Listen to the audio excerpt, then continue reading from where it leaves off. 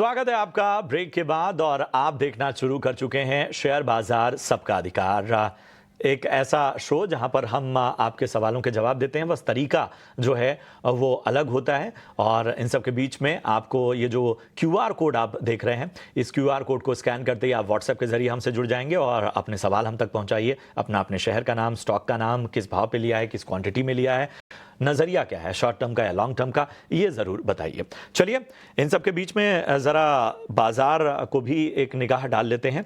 तो 24,300 के नीचे फिसलता हुआ निफ्टी आप देख रहे हैं कि यहाँ 55 अंकों की गिरावट साफ तौर पर देखने को मिल रही है। और चलिए इन सब के बीच में जरा रुख करेंगे एक अहम खबर की ओर। स्टील कॉन्फ्रेंस 2025 में प्रधानमंत्री नरेंद्र मोदी अपना संबोधन दे रहे हैं, जरा सुनते हैं। मैं आप सभी को इस अवसर पर शुभकामनाएं देता हूं। आइए मिलकर एक रेजिलिएंट, रिवॉल्यूशनरी और स्टील स्ट्रांग भारत का निर्माण करें। धन्यवाद। तो स्टील कॉन्फ्रेंस में पीएम मोदी संबोधन करते हुए और तमाम उद्यमियों में उत्साह भरते हुए, साथ ही भारत की ग्रोथ स्टोरी में उनकी निर्णायक भूमिका के बारे में रोशनी डालते हुए। चलिए इन सब के बीच में अपने सवाल हम तक पहुंचाइए। लेकिन बाजार का हम चेक ले रहे थे। बाजार में हम देखिए बैंक निफ्टी 55,350 के पास, तो निफ्टी में जो है वो गिरावट बढ़ती हुई 24,300 के नीचे इस वक्त फिसलता हुआ। और जरा इस वक्त हमारे साथ जो हमारे एक्सपर्ट हैं उनको चर्चा में शामिल करते हैं। रैली गियर ब्रोकिंग से अजीत मिश्रा साहब जुड़ चुके हैं। अजीत जी गुड मॉर्निंग, प्रशांत बात कर रहा हूं। जरा हमें बताइए बाजार में ये जो कंसोलिडेशन है, और अभी भी हम जाहिर सी बात है इंपॉर्टेंट लेवल को तो थामे हुए हैं, लेकिन यहां से क्या नजरिया बन रहा है, आपकी एक्सपर्ट राय? शुक्रिया प्रशांत देखिए यहाँ पर हाल फिलहाल में हमने काफी मेजर कंसोलिडेशन जो देख रहे थे मार्केट में, उसको एंड होते हुए देखा है कि ऊपर पे बार बार आप 23,800 पे आते थे तो वो रजिस्ट कर जाता था मार्केट। तो उन लेवल्स को ब्रेक करना, उनके पास सस्टेन करना, तो काफी हद तक पहले से बहुत बेटर सिचुएशन है मार्केट में। पार्टिसिपेशन वाइज भी अगर आप बात करेंगे तो कुछ एक सेक्टर जो कि थोड़ा साइडलाइंस पे थे, वहां पे भी अब रिकवरी दिख रही है, जैसे कि आईटी में पोस्ट एचसीएल टेक नंबर्स।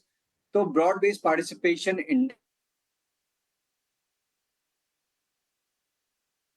23,800 मेरे हिसाब से अभी एक काफी मेजर लेवल रहेगा आने वाले टाइम में।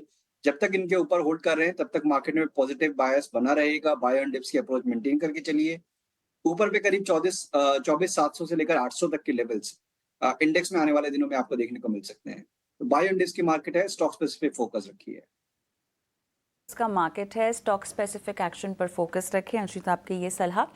और हमारे दर्शक अविनाश का मैं सवाल लूँगी। अजीत, इन्होंने येस बैंक में खरीदारी कर रखी है, अपनी बाइंग प्राइस ये बता रहे हैं लगभग 22 रुपये की है, और फिलहाल निकलें या बने रहें, ये इनका सवाल है आपसे। बताइए, 22 की इनकी बाइंग प्राइस है।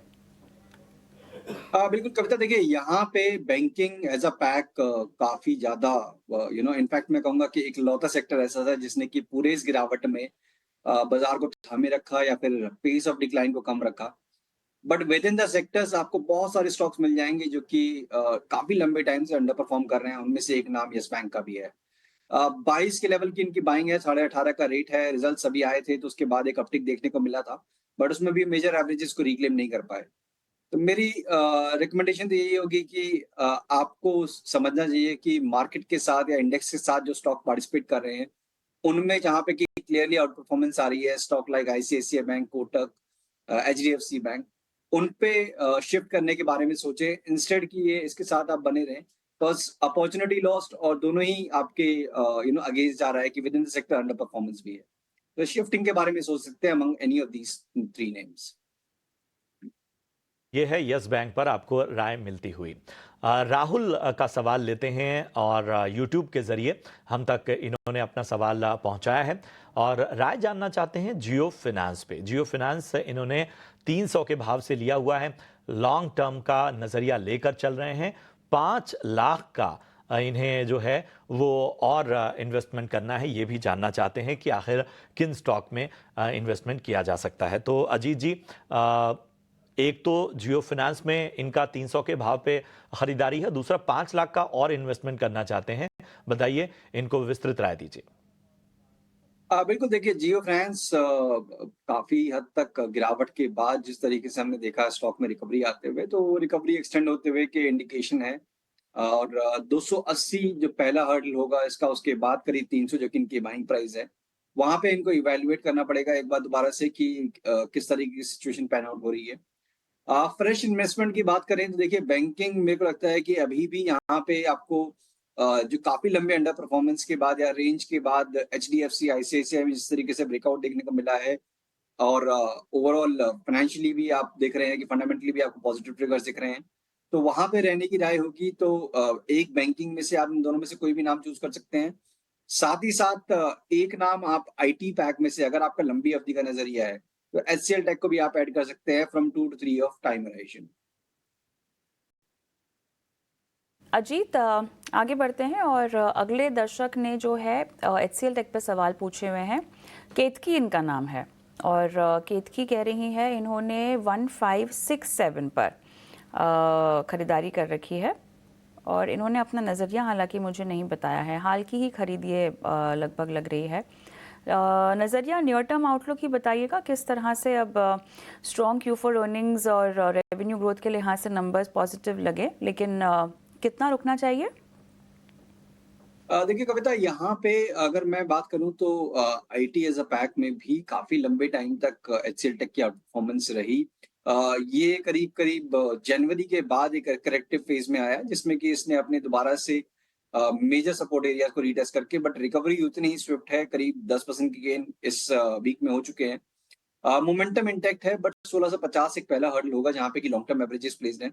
तो वेरी शॉर्ट टर्म अगर बात करें तो उनको जो बाइंग प्राइस है उससे थोड़ा सा ऊपर, करीब 10 पॉइंट ऊपर, इनको 1560-70 का एक स्टॉप लॉस के साथ 1650 अगर एकदम इमीडिएट टारगेट है वो देखना चाहते हैं, तो ये ब्रेक हुआ तो फिर मोमेंटम और एक्सटेंड हो सकता है करीब 1750 तक के लेवल्स।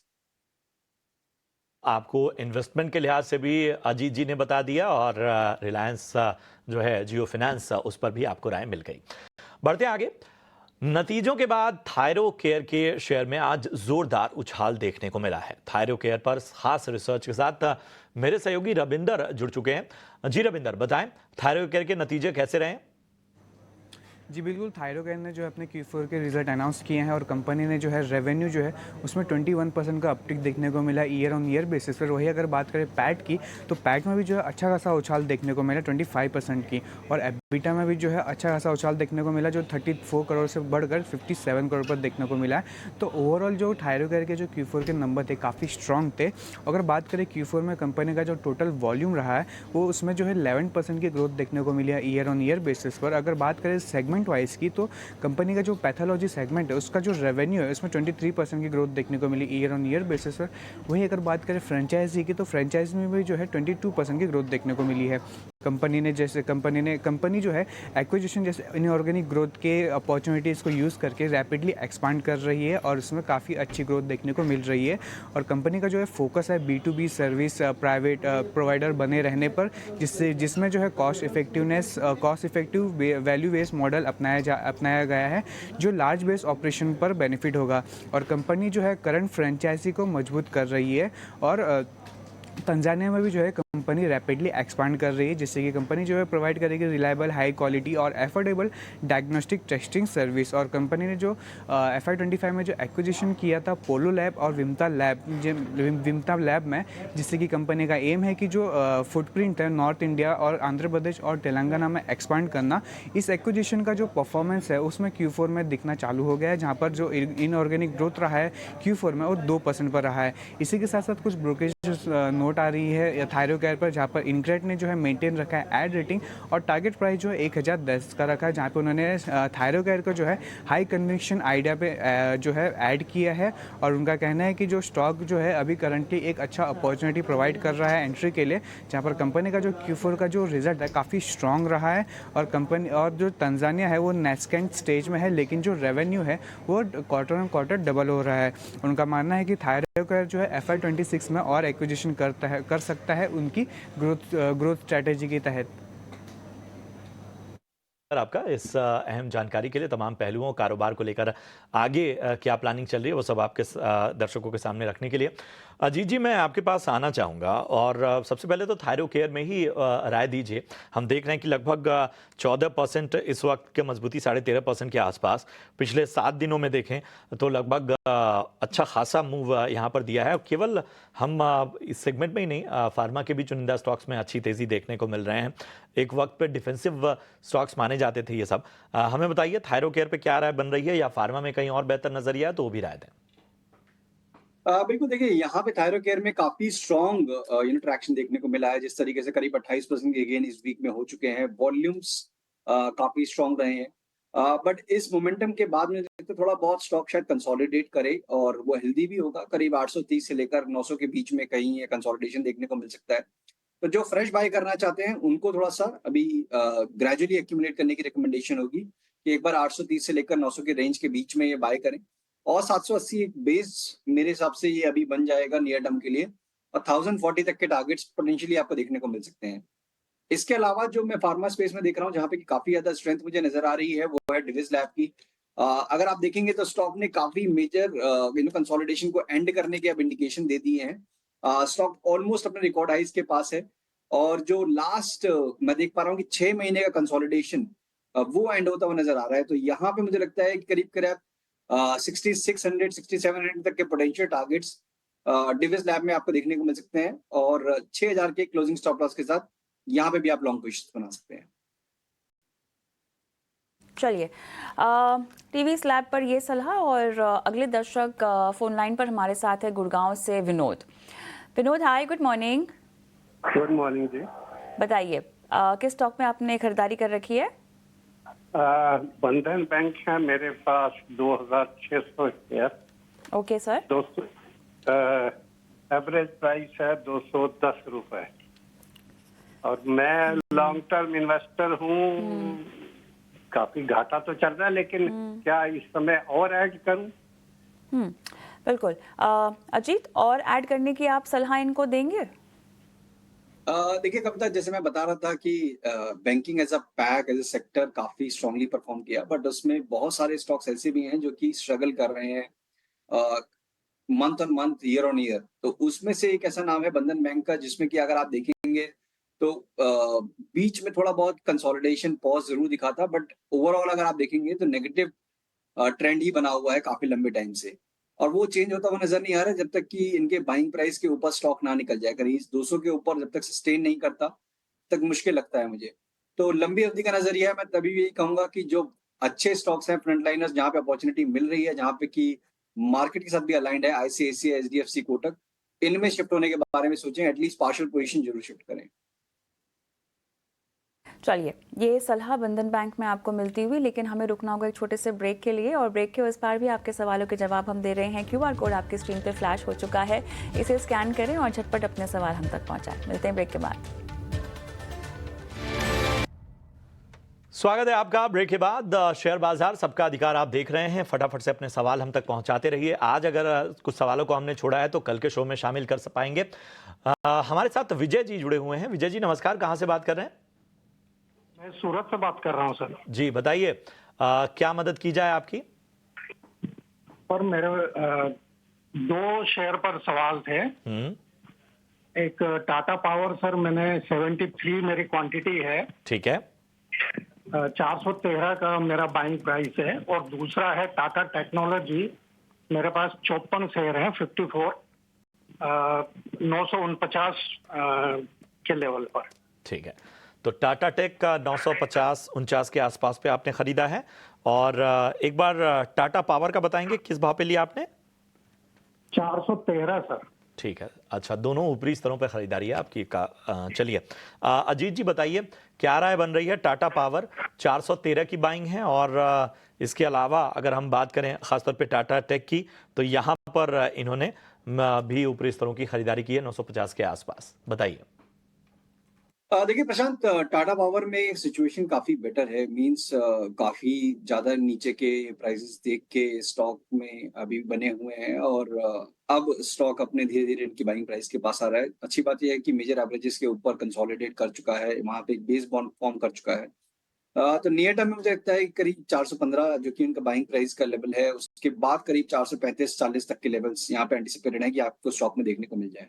अब एटलीस्ट इनको अगर इनका शॉर्ट टर्म का नजरिया है तो एक स्टॉप लॉस जरूर मेंटेन करें। अब 380 के नीचे स्टॉक को नहीं आना चाहिए अगर इस पॉजिटिव बायस को मेंटेन करना है। 430-435 तक जाना है तो उसके हिसाब से इनको पोजीशन को होल्ड करना है। टाटा टेक देखिए काफी लंबी अंडर परफॉर्मेंस के बाद अब थोड़ा सा साइन ऑफ रिकवरी रिबाउंड जो देखने को मिला है। वॉल्यूम्स ठीक ठाक है। मुझे लगता है कि रिकवरी एक्सटेंड हो सकती है, जबकि आप 770 का एक लेवल है उसको अगर आप ब्रेक कर पाते हैं तो करीब 850 जो कि इनके बाइंग प्राइस के काफी नजदीक ले जाएगा इसको। वहां पे एक बार दोबारा से रीवैल्यूएट करने की जरूरत होगी। एज ऑफ नाउ मुझे लगता है 675 ये काफी इंपॉर्टेंट सपोर्ट रहेगा, तो ये इनका स्टॉप लॉस रहेगा इस पोजीशन को फर्दर होल्ड करने के लिए। टाटा टेक पर अजीत आपने ये सलाह दी है। एक अहम खबर की ओर हम फिलहाल रुख करना चाहेंगे। कश्मीर के पहलगाम हमले के करीब 2 दिन बाद जल शक्ति मंत्री CR पाटिल आज अहम बैठक करेंगे। साथ ही PM मोदी आज बिहार के दौरे पर हैं। क्या कुछ हलचल है? हमारे साथ एक्सक्लूसिव डिटेल्स लेकर हमारे सहयोगी सुमित चतुर्वेदी भी जुड़ गए हैं। सुमित, क्या अपडेट है, बताइएगा। पहलगाम घटना के 2 दिन बाद और 1 दिन बाद जब भारत सरकार ने कुछ कदम उठाए, पाकिस्तान के खिलाफ सख्त कदम उठाए, जिसमें इंडस वाटर ट्रीटी को सस्पेंड करने का कदम भी शामिल है। आज भी मीटिंग्स का दौर जारी रहेगा। जल शक्ति मिनिस्टर पाटिल वो मीटिंग लेंगे कि कैसे जो इंडस वाटर ट्रीटी है उसके सस्पेंशन को किया जाएगा, उसके क्या किस तरह से वो होगा। और इसके अलावा ये आज ऑल पार्टी मीटिंग शाम को होगी, जिसमें जो रूलिंग भारतीय जनता पार्टी की जो NDA है वो बताएगी दूसरी पार्टियों को जो ये फैसले लिए गए हैं। जम्मू कश्मीर सरकार भी आज उमर अब्दुल्ला एक ऑल पार्टी मीटिंग कर रहे हैं उसमें, और प्रधानमंत्री मोदी आज बिहार में हैं और डेवलपमेंट प्रोजेक्ट्स को लॉन्च कर रहे हैं। यही सब मीटिंग का दौर आज भी जारी रहने वाला है। कल इंडिया ने पुरजोर मजम्मत करते हुए पाकिस्तान की ये बताया कि कैसे क्या क्या एक्शंस लिए जा रहे हैं पाकिस्तान के खिलाफ, और ये पहले राजनीतिक एक्शंस लिए गए हैं आफ्टर द पहलगाम अटैक्स होने के बाद।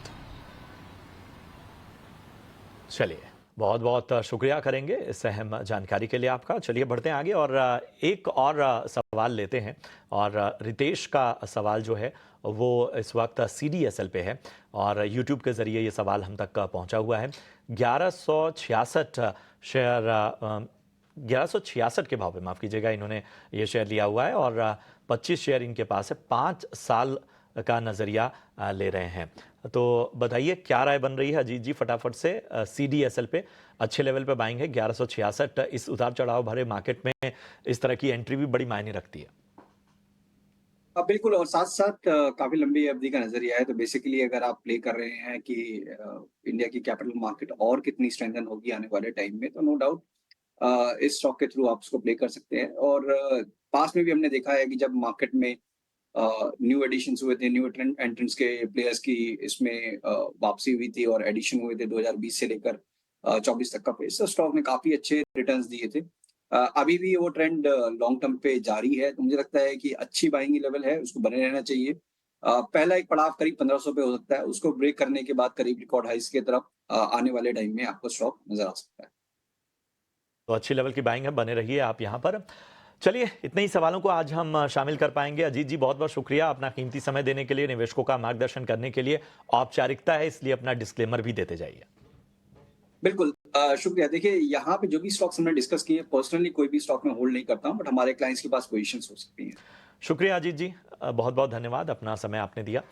इसी के साथ शेयर बाजार सबका अधिकार में आज के लिए इतना ही। दीजिए मुझे और कविता को इजाजत, लेकिन एक्शन बाकी है 18 स्वदेश पर लगातार दिन भर। थोड़ी देर बाद देखिए कमोडिटी की हर हलचल मेरे सहयोगी विश्व मोहन के साथ। नमस्कार।